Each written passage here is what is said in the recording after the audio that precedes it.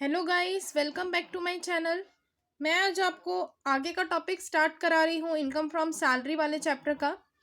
हमारा जो next topic है वो है लीव ट्रैवल कंसेशन और passage money to an employ.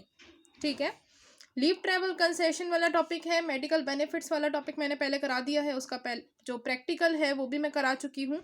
अगर आपने नहीं करा अभी तक तो आप जाकर देख सकते हैं प्लेलिस्ट, जिसकी लिंक मैं आपको डिस्क्रिप्शन बॉक्स में डाल दूंगी। ठीक है, हम जो नेक्स्ट टॉपिक स्टार्ट करने वाले हैं वो है एलटीसी का, और इसका जो सेक्शन है वो है सेक्शन 10 सब सेक्शन 5। ठीक है, सबसे पहले इन्होंने बोला ये जो एग्जाम्शन है ये इंडियंस को भी अवेलेबल होती है और जो फॉरेनर्स होते हैं उनको भी अवेलेबल होती है। ठीक है, दूसरा इन्होंने बोला कि जो भी अमाउंट एग्जाम्प्ट है इस क्लॉज के अंदर shall in no case exceed the amount of expenses actually incurred for the purpose of such travel। अगर किसी तरह से भी ट्रैवल किया जा रहा है, कोई भी पर्पस है, लेकिन जितना भी अमाउंट उन्होंने एक्चुअली में इनकर्ड किया है, एक्चुअली में स्पेंट किया है, उतने तक की ही जो है डिडक्शन मिलेगी, उससे ज़्यादा तक की डिडक्शन यहाँ पर नहीं मिलेगी। ठीक है, और नेक्स्ट है कि जो वैल्यू होगी लीव ट्रैवल कंसेशन की और असिस्टेंस की जो कि रिसीव्ड बाय या फिर ड्यू टू एन इंडिविजुअल, किसी भी इंडिविजुअल को रिसीव्ड होगी या फिर उसके लिए ड्यू है, यानी वो आगे पेमेंट ये वाली जो है लीव ट्रैवल कंसेशन जो है वो ले सकता है। उसकी वैल्यू को किस किस से ले सकता है? अगर वो अपने खुद के एम्प्लॉयर से ले रहा है, किसके लिए ले रहा है? अपने खुद के लिए। From his employer for himself, अपने खुद के लिए, या फिर अपनी फैमिली के लिए। किस कनेक्शन में? with his proceeding on leave to any place in India is exempt। यानी जो भी लीव ये ले रहा है ये पर्सन, वो कोई भी प्लेस हो सकता है इंडिया का, तो वो एग्जाम्प्ट हो जाएगी। इंडिया के अंदर कोई भी प्लेस के लिए ले रहा हो तो वो एग्जाम्प्ट होगी। ठीक है, कहीं से भी ले रहा हो, या फिर वो अपने एम्प्लॉयर से ले सकता है या फिर फॉर्मर एम्प्लॉयर जो है, और वो भी किससे लेंगे? यानी खुद के लिए ले रहा है या अपनी फैमिली के लिए ले रहा है, और किस कनेक्शन में? कोई भी प्लेस है इंडिया का, लेकिन ये तो ड्यूरिंग सर्विस लिया जाएगा जब ये वाला एग्जाम्प्ट होगा। ये कब लिया गया है? जब उसकी रिटायरमेंट हो चुकी है उसकी सर्विस से, या फिर टर्मिनेशन हो चुका है उसकी सर्विस का, तो भी वो एग्जाम्प्ट होगी। दो केसेस हैं, एक तो जो एम्प्लॉय है वो अपने एम्प्लॉयर से लेगा खुद के लिए या अपनी फैमिली के लिए, और वो कोई भी प्लेस से ले सकता है, यानी इंडिया के कहीं भी जगह पे, लेकिन वो इंडिया में ही होना चाहिए, तो एग्जाम्प्ट है। दूसरा, लेकिन पहले वाले में ये था कि वो अपनी ड्यूरिंग सर्विस में ही लेगा। दूसरा, अगर वो रिटायरमेंट के बाद भी लेता है या अपनी जो सर्विसेज हैं उनकी टर्मिनेशन के बाद भी लेता है, तो वो भी एग्जाम्प्ट होगी। अब यहाँ पे फैमिली बोला था, इस फैमिली का मतलब वही है जो मैंने आपको पहले बताया था कि कोई जो भी पर्सन्स हैं उसके स्पाउस या उसके चिल्ड्रन, उस इंडिविजुअल के, उसके पेरेंट्स, ब्रदर्स या सिस्टर्स उस इंडिविजुअल के जो कि उसके ऊपर डिपेंडेंट है। ठीक है, नेक्स्ट जो है, नेक्स्ट एग्जाम्पशन जो है वो अवेलेबल नहीं होगी जिनके 2 सर्वाइविंग चिल्ड्रन से ज़्यादा है। ठीक है, उनको ये वाली जो एग्जाम्पशन है वो अवेलेबल नहीं होगी। और चिल्ड्रन कब बॉर्न हुए हैं? आफ्टर 1 अक्टूबर 1998। लेकिन ये वाला जो रूल है ये 2 केसेस में अप्लाई नहीं होगा। जो कि चिल्ड्रन, पहली बात यहाँ पर इन्होंने बोला अक्टूबर 1998 के बाद जो भी बॉर्न हुए होंगे, जब इनके बाद चिल्ड्रन बॉर्न हुए हैं तो ही एग्जाम्पशन मिलेगी। तो ये बात हो गई कि रूल कहाँ अप्लाई नहीं होगा? अगर इसके पहले चिल्ड्रन बॉर्न हुए होंगे। दूसरा, multiple births after one child. एक बच्चा हो गया किसी इंडिविजुअल का और दूसरे बच्चे के टाइम पर, जैसे वो केस हो जाता है ना कि जुड़वा बच्चे हो जाते हैं, तो अगर वैसा केस हो गया, मल्टीपल बर्थ्स हो गया, तो उस केस में ये वाली जो एग्जाम्पशन है उसका जो ये रूल है वो अप्लाई नहीं होगा इस एग्जाम्पशन का। इसका मतलब उनको एग्जाम्पशन मिल जाएगी। क्लियर है?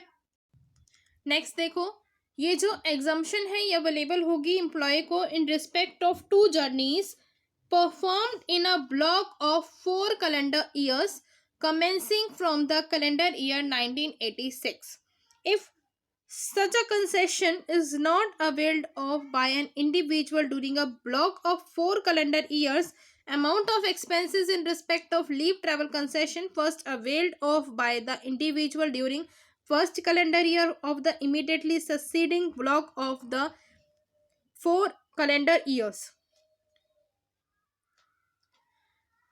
The fifth calendar year after the block of 4 calendar years shall be eligible for exemption. This concession shall not be taken into account for the number of journeys in the aforesaid immediately succeeding block of 4 years. The current block of 4 years applicable for previous year 2021 to 22 is 2022 to 25. अब देखो ये क्या बोल रहा है, अगर ये जो एग्जम्पशन है अवेलेबल होती है किसी भी एम्प्लॉय को, तो वो जो एम्प्लॉय है उसकी 2 जर्नी के हिसाब से अवेलेबल होगी, ठीक है। और किस तरह से अवेलेबल होगी, ब्लॉक ऑफ 4 कैलेंडर ईयर्स। और ये कब से स्टार्ट हुआ है, कैलेंडर ईयर 1986 के बाद से, जिसने भी कोई भी जर्नी ली है। तो इसमें क्या होगा कि अगर कंसेशन जो है कोई भी इंडिविजुअल अवेल नहीं कराता, ठीक है, उसने अवेल नहीं करी है during a block of 4 calendar years, तो जो भी अमाउंट के एक्सपेंसेस होंगे आईएलटीसी के रिगार्डिंग, तो वो फर्स्ट वो अवेल करेगा ड्यूरिंग फर्स्ट कैलेंडर ईयर, पहले वाले कैलेंडर ईयर के अंदर, of the immediately succeeding block of the calendar year. Succeeding का मतलब है आगे वाले, जैसे कि इसका मतलब है कि जो 5th कैलेंडर ईयर है ना, after the block of 4 calendar years, 4 calendar years के ब्लॉक के बाद वाला जो 5th वाला कैलेंडर ईयर होगा, वहां पर इनको जो है वो भी उसकी भी जो एग्जम्पशन है वो अवेलेबल हो जाएगी, वो पर्सन उस जो एग्जम्पशन है उसके लिए एलिजिबल होगा, ठीक है। अब यहाँ पर नीचे ना एलटीसी का मीनिंग दे रखा है कि एक तरीके से एक टाइप का अलायंस है जो कि एम्प्लॉयर के द्वारा उसके एम्प्लॉय को प्रोवाइड किया जाता है, जो कि ट्रैवलिंग पर गया हुआ है और लीव पर है from the work to cover his travel expenses. जो ये भी अमाउंट होगा ये समटाइम्स जो है रेफर किया जाता है एलटीसी के अंदर, ठीक है। अब एग्जम्पशन लिमिट देखो, एग्जम्पशन लिमिट में सबसे पहला है मोड ऑफ ट्रांसपोर्ट और एग्जम्प्टेड अमाउंट, कि एग्जम्पशन कितने टाइप तक मिलेगी, कितनी लिमिट तक मिलेगी। तो मोड ऑफ ट्रांसपोर्ट के अकॉर्डिंग मिलेगी, अगर जर्नी जो है बाय एयर हुई है तो उस केस में जितना भी अमाउंट होगा, जो भी शॉर्टेस्ट रूट वाला अमाउंट होगा वो लोगे, और साथ में जितना आपने एक्चुअल अमाउंट स्पेंड किया होगा वो लोगे, उनमें से जो भी लेसर वाला अमाउंट होगा वो क्या बन जाएगी, एग्जम्पशन लिमिट, यानी उतने तक की एग्जम्पशन मिल जाएगी, बाकी का टैक्सेबल हो जाएगा। नेक्स्ट देखो, where the place of origin of journey and destination are connected by rail, जहां पर जो प्लेस ऑफ ओरिजिन है जर्नी का, जो डेस्टिनेशन है वो कनेक्टेड है रेल से, यानी रेल की जर्नी हो रही है, या फिर जो जर्नी है वो परफॉर्म की जा रही है by other mode of transport के द्वारा other than by air. Rail से भी हुआ, साथ के साथ किससे भी हुआ, जो अदर मोड ऑफ ट्रांसपोर्ट से उनसे भी हुआ, तो उस केस में क्या होगा, जो भी अमाउंट होगा air conditioned first class rail fair, यानी एयर कंडीशन वाला जो फर्स्ट क्लास वाला जो रेल फेयर होगा उसका जो भी अमाउंट होगा बाय द शॉर्टेस्ट रूट, तो वो वाला अमाउंट देखोगे, साथ में आपने कितना एक्चुअल अमाउंट स्पेंड किया वो देखोगे, उनमें से जो भी लेसर वाला अमाउंट होगा वो ले लोगे, ठीक है। नेक्स्ट देखो, where the place of origin of journey and destination और part thereof are not connected by rail and journey is perform between such places. यहाँ पर इन्होंने बोला कि रेल से कनेक्टेड नहीं है और जो जर्नी है वो इन कुछ प्लेसेस से जो है परफॉर्म की जा रही है, ठीक है। पहला है where a recognised public transport system exist, जहां पर रिकॉग्नाइज्ड पब्लिक ट्रांसपोर्ट एग्जिस्ट करता है। अब यहाँ पर फिर किस तरह से एग्जम्पशन अमाउंट कैलकुलेट होगा, जो फर्स्ट क्लास है या ड्यूलेक्स क्लास का जो फेयर होगा, यानी जो चार्ज होगा, फेयर का मतलब है जितना भी एक्सपेंस है ये चार्ज है, on such transport by the shortest route, और जो भी एक्चुअली में अमाउंट स्पेंड किया गया है इनमें से जो भी लेसर वाला अमाउंट होगा वो ले लोगे। और जहां पर आपको किसी भी तरह का recognised public transport system exist नहीं करता, तो उस केस में an amount equivalent to the air condition first class train, यहाँ पर ये बोला कि वो अमाउंट आप लोगे जो कि air condition first class train का जो फेयर होगा शॉर्टेस्ट रूट वाला, वो वाला अमाउंट आपने लेना है, उसके इक्वल वाला अमाउंट लेना है, और जो भी आपने एक्चुअल अमाउंट स्पेंड किया होगा वो वाला अमाउंट लेना है, और उनमें से लेसर वाला देखना है, ठीक है। ये टेबल जो है एक बार आप देख लेना, जो मैंने बताया हुआ है मोस्टली वही है, ठीक है, कुछ भी अलग नहीं है इस टेबल के अंदर। बाकी मैं आगे बताऊंगी, ये जो स्वीपर है, गार्डनर है, वॉचमैन है या पर्सनल अटेंडेंट होते हैं, तो इन केस में अगर इंगेज बाय एन एम्प्लॉय या इंगेज बाय एन एम्प्लॉयर, तो आपका स्पेसिफाइड एम्प्लॉयज़ के केस में टैक्सेबल होता है, और नॉन स्पेसिफाइड एम्प्लॉयज़ के केस में अगर इंगेज बाय एम्प्लॉयर है तो वो एग्जम्प्ट होगा। ठीक है, तो एक बार ये टेबल देख लेना, हम आगे करते हैं। मैं अब जो ये आगे के टॉपिक्स आपको करा रही हूँ, मैं बुक में से इसलिए करा रही हूँ क्योंकि बुक में ने एक तरीके से नोट्स की फॉर्म में ही दे रखा है। ठीक है, नेक्स्ट देखो, वैल्यूएशन ऑफ पर्क्यूसाइट वाला टॉपिक। जो टैक्स फ्री पर्क्यूसाइट्स होते हैं उनकी तो वैल्यू नहीं की जाती, लेकिन कुछ यहाँ पे देखो, दोज पर्क्यूसाइट्स विच आर इधर टैक्सेबल इन ऑल केसेस, जो कि टैक्सेबल हैं सारे केसेस के अंदर, और जो कि स्पेसिफाइड केसेस के अंदर वैल्यू किए जाते हैं उनकी देखो, value of perquisites provided by the employer directly or indirectly to the employee or to any member of his household by reason of his employment shall be determined in accordance with the provisions of section 17 subsection 2 and rule 3. Next explanation है members of house hold की, वही बार बार बात बोलते हैं ये लोग, spouse की, children and there spouse, उनके पेरेंट्स, सर्वेंट्स एंड डिपेंडेंट्स। ठीक है, तो सबसे पहले हम देखते हैं कि किस तरह से हम रेसिडेंशियल अकोमोडेशन की वैल्यूएशन करेंगे। अगर हमें वैल्यू ऑफ रेजिडेंशियल अकोमोडेशन की जो वैल्यू है वो फाइंड आउट करनी है, तो उस केस में एम्प्लॉयज़ की जो कैटेगरीज है ना, दो पार्ट में डिवाइड कर दी गई है। सबसे पहले इन्होंने बोला हुआ है कि अगर गवर्नमेंट एम्प्लॉय है तो किस तरह से करोगे, अगर नॉन गवर्नमेंट एम्प्लॉय हैं या फिर आप कह सकते हैं अदर एम्प्लॉयज़ हैं तो किस तरह से की जाएगी। सबसे पहला केस है गवर्नमेंट एम्प्लॉय का। गवर्नमेंट एम्प्लॉय में इनमें कौन कौन से एम्प्लॉयज़ इंक्लूड होते हैं, सेंट्रल गवर्नमेंट के भी और स्टेट गवर्नमेंट के भी। अगर जो भी रेजिडेंशियल अकोमोडेशन दी जा रही है या जो भी रेजिडेंस दिया जा रहा है, तो अगर वो अनफर्निश्ड है, यानी उसमें आपको फर्नीचर वगैरह लगाकर नहीं दिया जा रहा, तो उस केस में जो भी अमाउंट डिटरमाइन किया जाएगा गवर्नमेंट रूल्स के अकॉर्डिंग, वो वाला ही आप अमाउंट वैल्यू ऑफ अकोमोडेशन में लिखोगे। ठीक है, दूसरा केस ये है कि अगर हाउस फर्निश्ड है, तो उस केस में जितना भी अमाउंट डिटरमाइन किया गया है अंडर ए, यानी गवर्नमेंट रूल्स के अकॉर्डिंग, गवर्नमेंट के जो रूल्स हैं उसके अकॉर्डिंग जो भी अमाउंट डिटरमाइन गवर्नमेंट करके देगी, तो वो वाला अमाउंट लिखोगे। ऐड करोगे 10% पर एनम के हिसाब से कॉस्ट ऑफ फर्नीचर, या फिर अगर हायर चार्जेस हैं तो आप वो लिखोगे।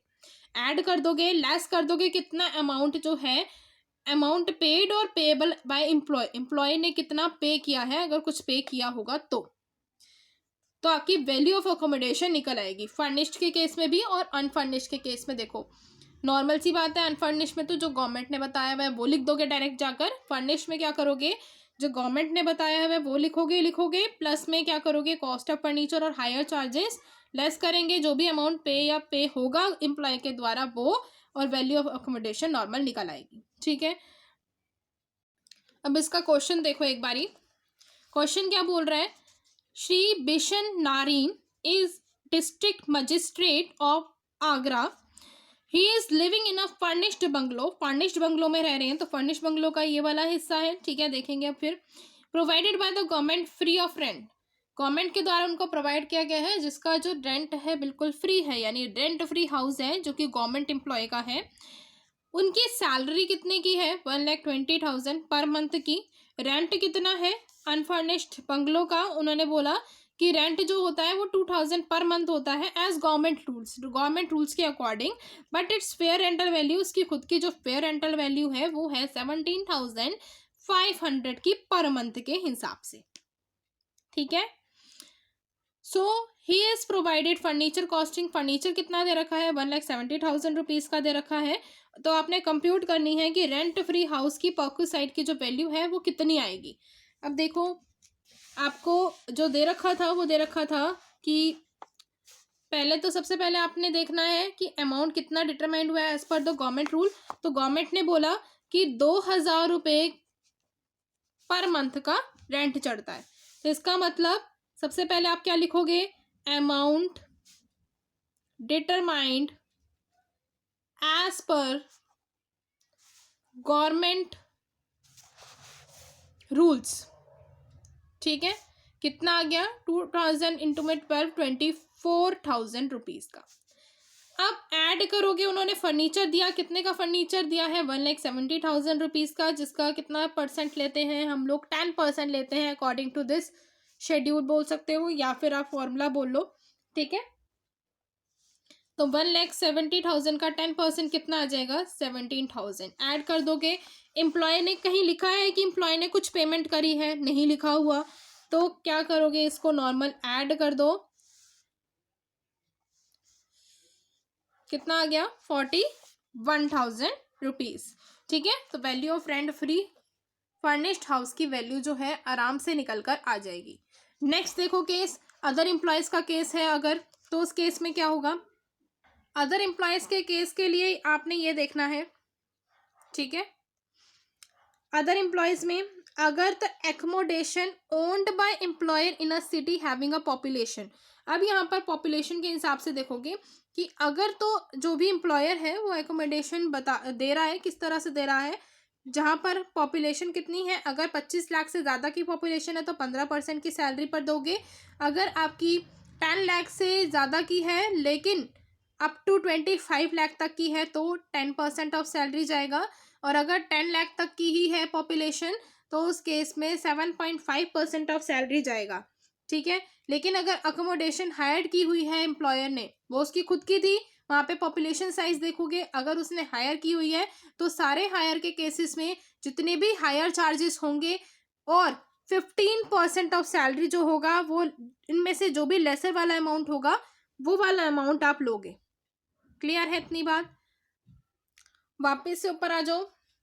जो फर्स्ट वाला था एकोमोडेशन ओन्ड बाय एम्प्लॉयर, तो उसमें अनफर्निश्ड हाउस का दे रखा था, ठीक है, और उसमें जो है पॉपुलेशन के हिसाब से बता रखा था और अदर प्लेसेस का भी बता रखा था। अदर प्लेसेस मीन्स जहाँ पर अगर अदर प्लेसेस की बात आए तो 7.5% ऑफ सैलरी दोगे। ठीक है, other places 7.5% of salary for the period during which the accommodation was occupied by the employ.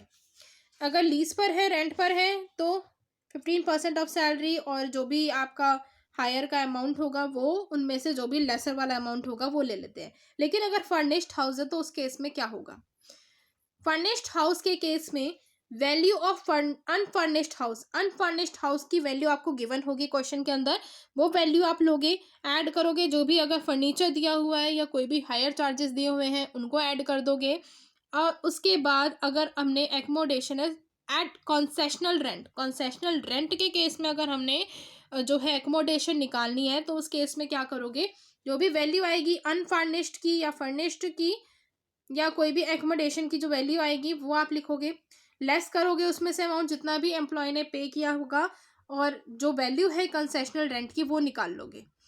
यहाँ पर अनफर्निश्ड का ही दे रखा था, जो ये टेबल था या जो चार्ट आप कह सकते हो, तो वो चार्ट के हिसाब से बता दिया। फर्निश्ड का यहाँ मैंने बता दिया है। कंसेशनल रेट की बात तो वही है, इन्होंने थोड़ा सा ना वैसे कर दिया। अब जब ये वाला अमाउंट निकल कर आएगा ही, जो ये वैल्यू निकल कर आएगी अनफर्निश्ड हाउस की या फर्निश्ड एकोमोडेशन जो निकल कर आएगा, क्योंकि ये फर्निश्ड हाउस का है ना, तो ये जो भी एकोमोडेशन निकल कर आएगा उनमें से आपने वही बात करनी है जो उसमें करी थी फर्निश्ड वाले में, गवर्नमेंट एम्प्लॉय के केस में अमाउंट जो भी पे किया जाएगा एम्प्लॉय के द्वारा वो लेस कर देना है। ठीक है, क्वेश्चन देखो, इलस्ट्रेशन नंबर 8। क्वेश्चन में बोला है company has provided residential accommodation to employ from the following information compute the value of perquisite of accommodation.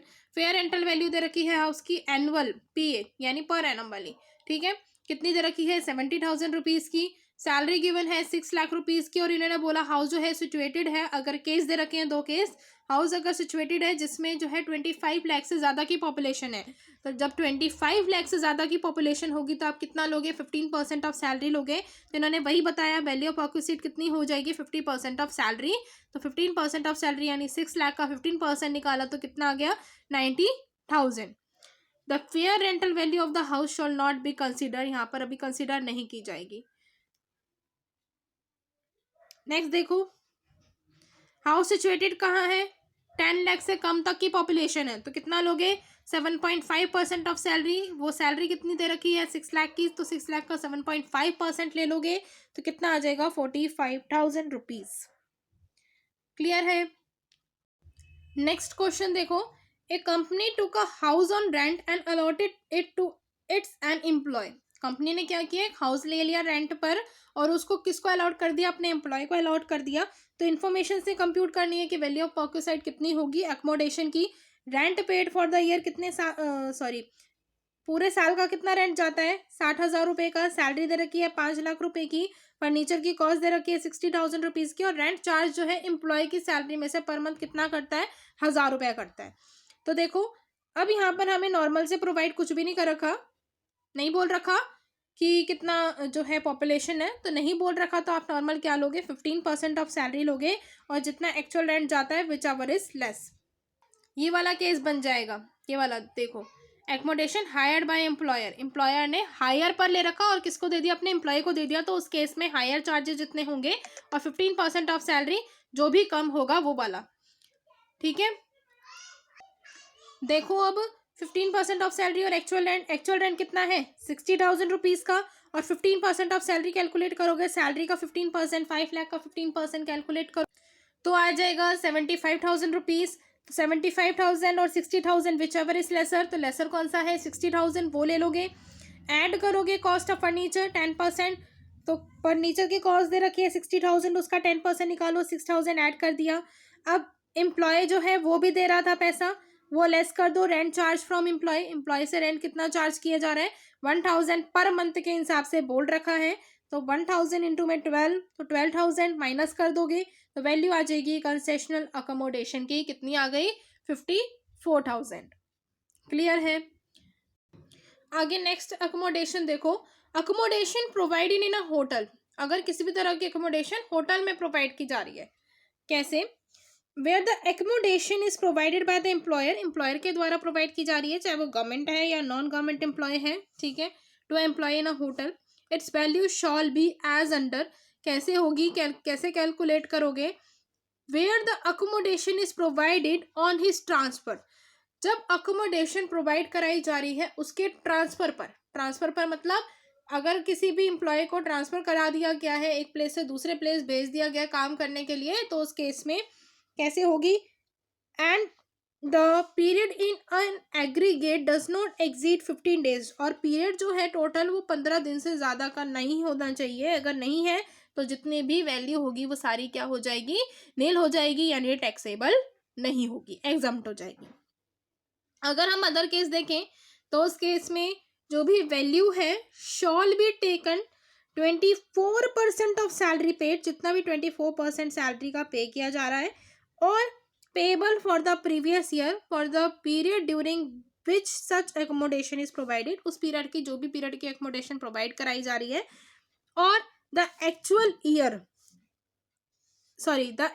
Charges paid और पेबल टू सच होटल, उस होटल को कितने चार्जेस एक्चुअली में पे किए गए हैं वो वाला अमाउंट लोगे, और 24% ऑफ सैलरी वाला अमाउंट लोगे। उनमें से जो भी लेसर वाला अमाउंट होगा वो क्या हो जाएगा?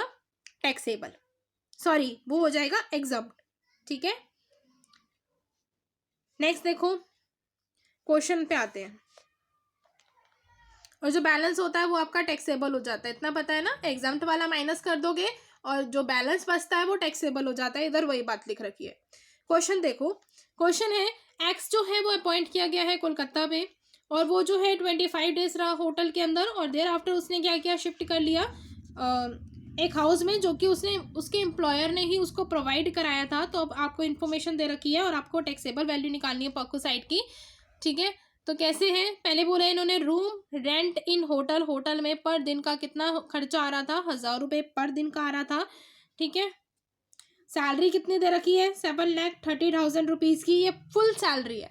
फुल सैलरी का मतलब पूरे साल की सैलरी, और वो रहा कितने दिन है? सिर्फ 25 दिन रहा है। ठीक है, अब देखो आगे, जो एम्प्लॉयर है उसको रिकवर हो गए 200 रुपये पर डे फ्रॉम एक्स से ही रिकवर हो गए रिगार्डिंग स्टे इन होटल, तो 200 रुपीज़ पर डे रिकवर हुए हैं। तो रिकवरी वाला जो अमाउंट होगा वो हम लेस कर देते हैं। अब देखो होटल का रेंट कितना था? 1,000 रुपीज़ पर डे, 1,000 रुपये पर प्रतिदिन का कितना बन गया? 25 डेज रहा, 25 इंटू 1,000, 25,000। अब हमें 24% ऑफ सैलरी भी कैलकुलेट करना पड़ेगा, क्योंकि वो 15 दिन से ज़्यादा रहा। अगर 15 दिन तक रहता तो पूरा का पूरा वैल्यू जो है वो एग्जम्प्ट हो जाता, लेकिन उससे ज़्यादा रहा है तो कैलकुलेट करोगे 24% ऑफ सैलरी। अब सैलरी जो है ये तो पूरे साल की दे रखी है, 25 दिन की सैलरी कैलकुलेट करोगे। अब 25 दिन की कैसे निकालोगे, जो आपकी फुल सैलरी दे रखी है 7,30,000 रुपीज़ की, उसको मल्टीप्लाई करोगे 25 से और टोटल डेज से, ठीक है। 365 से नॉर्मल आप 365 ही लोगे, कोई भी केस हो, तो 24% ऑफ सैलरी निकल कर आ जाएगा 12,000 रुपीज़। और ये वाला जो अमाउंट है वो देखोगे 25,000, इनमें से जो भी लेसर होगा वो वाला अमाउंट लिख लोगे, ठीक है। फिर अमाउंट कितना रिकवर हुआ एक से, 200 पर डे, 200 इंटू में 25 कितना आ गया, 5,000 रुपीज़। तो ये जो 5,000 रुपीज़ है इसको माइनस कर दोगे, बाकी जो भी बैलेंस बचा 7,000 रुपीज़ वो क्या हो जाएगा, टैक्सेबल हो जाएगा।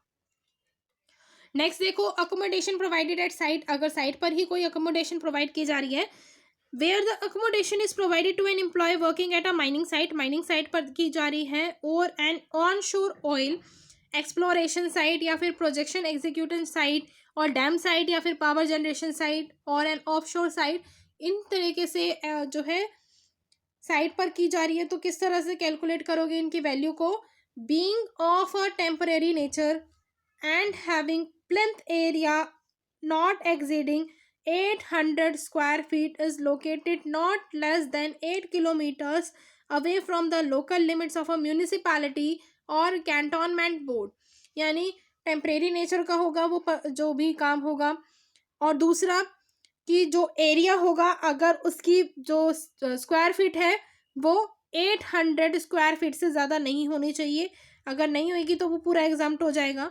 और जो वहाँ पे लोकेटेड है, जो एरिया लोकेटेड है वो 8 किलोमीटर, थोड़ा लोकल लिमिट जो है म्यूनिसिपैलिटी की उसके 8 मीटर की दूरी पर ही होना चाहिए, 8 किलोमीटर की दूरी पर। अगर वो उसकी 8 मीटर की किलोमीटर से ज़्यादा है तो वो क्या हो जाएगा, टैक्सेबल हो जाएगा। Is located in remote area, अगर रिमोट एरिया में लोकेटेड है तो वैल्यू ऑफ अकोमोडेशन क्या हो जाएगी, नील हो जाएगी। अब यहाँ पर आपने बस एरिया ध्यान रखना है, अगर 800 स्क्वायर फीट से ज़्यादा का एरिया है तो टैक्सेबल होगा, और 8 किलोमीटर से ज़्यादा का है, म्यूनसिपैलिटी से जो रास्ता है उससे ज़्यादा है लोकेटेड, ठीक है, डिस्टेंस ज़्यादा है, तो उस केस में टैक्सेबल हो जाएगा। अदरवाइज क्या होगा, इसकी जो वैल्यू होगी वो नील होगी, यानी कि एग्जाम्प्ट। नेक्स्ट देखो, accommodation at the time of transfer, transfer के टाइम पर कोई एकोमोडेशन दी जा रही है, जैसे कि अगर किसी भी एम्प्लॉय को ट्रांसफर किया जा रहा है एक प्लेस से दूसरे प्लेस, तो उनको कुछ एकोमोडेशन प्रोवाइड की जाती है कि वो न्यू प्लेस में जो भी उनकी पोस्टिंग हुई है तो वो वहाँ के एक्सपेंसेस को बियर कर सके, ठीक है। Accommodation at the new place of posting, while he retains the accommodation at the other place, the value of perquisite shall be taken for one accommodation which has a lower value, यानी the value shall be determined as discussed above. The benefit shall be available for a maximum period of 90 days. If he continues to occupy both the accommodations after the expiry of 90 days, then the value of perquisite shall be charged for both accommodations.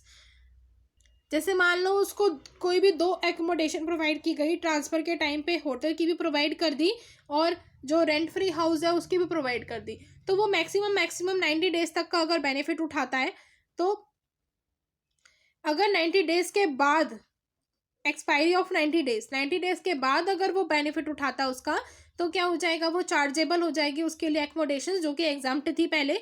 लेकिन अगर वो 90 days तक ही सिर्फ benefit उसका लेता है तो उस केस में उन 90 डेज के लिए तो एग्जाम्प्ट है, ठीक है। क्या बोला मैंने, मान लो किसी एम्प्लॉय को, वही बात है, ट्रांसफ़र कर दिया गया और ट्रांसफ़र के टाइम पर उसको जो है होटल की फैसिलिटी प्रोवाइड करा दी, और होटल के साथ कोई और फैसिलिटी देख लेते हैं, और मान लो साइट पर भी कोई फैसिलिटी प्रोवाइड करा दी, क्योंकि जब होटल प्रोवाइड करा दिया तो मेरे हिसाब से हाउस का कोई मतलब नहीं बनता। तो अगर होटल और साइट दोनों की फैसिलिटी एक साथ प्रोवाइड करा दी गई तो इन दोनों की फैसिलिटी वो उसके लिए तब तक एग्जाम्प्ट होगी, तब तक 90 डेज तक के लिए पूरी एग्जाम्प्ट होगी, ठीक है। अगर ये 90 डेज के पार चली जाती है, वो 2 दिन भी पार ले जाता है, तो वो 2 दिन के भी उसको दोनों अकोमोडेशन की जो चार्जेस हैं वो पे करनी पड़ेगी।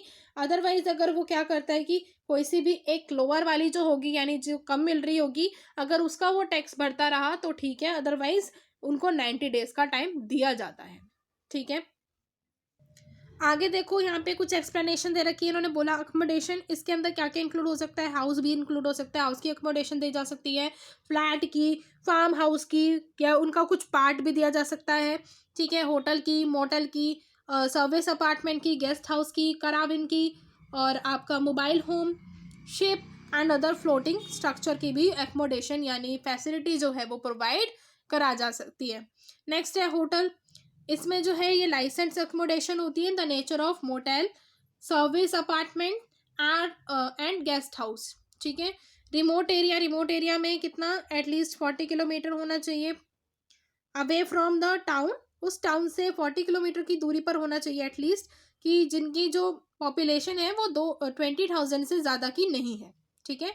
On the latest publish all India census, अगर latest publish all India census की बात कहें तो वो रिमोट एरिया होता है। रिमोट एरिया भी हमने यहाँ पे पढ़ा भी था, देखो यहाँ पे इन्होंने बोला था ना कि कोई भी अगर लोकेटेड है रिमोट एरिया पे तो वो भी वैल्यू नील हो जाएगी। अब ये रिमोट एरिया इन्होंने यहाँ पे बता दिया कि 20,000 वाली होगी अगर उससे एग्जीड जाती है तो, और 40 kilometre away from the population, उस टाउन की पॉपुलेशन से दूर होना चाहिए जो भी वहाँ पर लोकेट है साइट, ठीक है। नेक्स्ट इन्होंने बोला meaning of salary for rent free accommodation, अगर रेंट फ्री अकोमोडेशन दे रहे हैं तो उस केस में सैलरी का मतलब क्या होगा, इसमें आपके पे इंक्लूड होंगे, अलाउंसेस यानी कि सैलरी के अंदर आपका डीए इंक्लूड होगा, आपके अलाउंसेस इंक्लूड होंगे, बोनस इंक्लूड होगा, पेबल मंथली और अदरवाइज यानी कोई भी आपका मॉनेटरी पेमेंट मिल रहा है तो वो सारा इंक्लूड होगा, by whatever name called from one और other employers, but it does not include the following, उनमें क्या क्या इंक्लूड नहीं होगा। देखो अगर डीए जो है वो वाला एंटर नहीं होगा, जब आप रिटायरमेंट बेनिफिट्स के लिए कंप्यूट कर रहे होते हैं वो वाला डीए नहीं आएगा। नेक्स्ट एडवांस सैलरी और एरियर्स ऑफ सैलरी नहीं आएगा, एम्प्लॉयर का कंट्रीब्यूशन नहीं आएगा टू पीएफ फंड के अंदर, जो कि एम्प्लॉय के पीएफ फंड के अंदर करेगा, और allowances which are exempt from tax और फ्रॉम पेमेंट ऑफ टैक्स, जो भी अलाउंसेस एग्जम्प्ट है like travelling allowance for tour and conveyance allowance, ये जो सैलरी की डेफिनेशन में बोला जा रहा है ना, जैसे हमने वो देखा था 15% ऑफ सैलरी और higher charges which ever is lesser, वैसे वाले जो थे ना, अब वहाँ पे उन्होंने बोला कि सैलरी का मतलब क्या होगा, जो भी रेंट फ्री अकोमोडेशन है ना उनमें सैलरी की डेफिनेशन में क्या क्या आएगा, ये सारा तो आ जाएगा लेकिन ये सारा नहीं आएगा, किसी भी तरह की वैल्यू ऑफ पॉकेट साइड भी नहीं आएगी, कोई अमाउंट पे हुआ है या रीइंबर्स हुआ है किसी भी ट्रीटमेंट के लिए वो नहीं आएगा सैलरी के अंदर, लमसम पेमेंट्स जो हुई है एक ही टाइम पर टर्मिनेशन ऑफ सर्विस या सुपर एनोटेशन फंड के लिए या फिर वॉलंटरी रिटायरमेंट के टाइम पर जिस भी तरह की हुई है वो वाली नहीं आएंगी, लाइक ग्रेच्युटी, सर्विलेंस पे, leave encashment, voluntary retrenchment benefits, computation of pension and similar payments, ये सारी सैलरी के अंदर इंक्लूड नहीं होंगी। सिर्फ क्या क्या इंक्लूड होगा, सैलरी के अंदर डीए, अलाउंसेस, बोनस, कमीशन और पेबल मंथली और अदरवाइज और any other monetary payment, but इनकी पेमेंट नहीं होगी, ये 7 नाम याद कर लेना।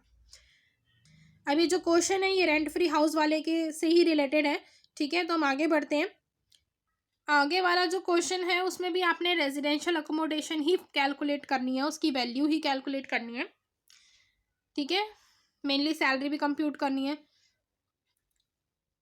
इसमें आपको देखना डीए जो है not as terms of employment, employment के टर्म से नहीं दिया जा रहा तो ये इंक्लूड नहीं हुआ होगा उसके अंदर जब आप सैलरी की बात देखेंगे, ठीक है।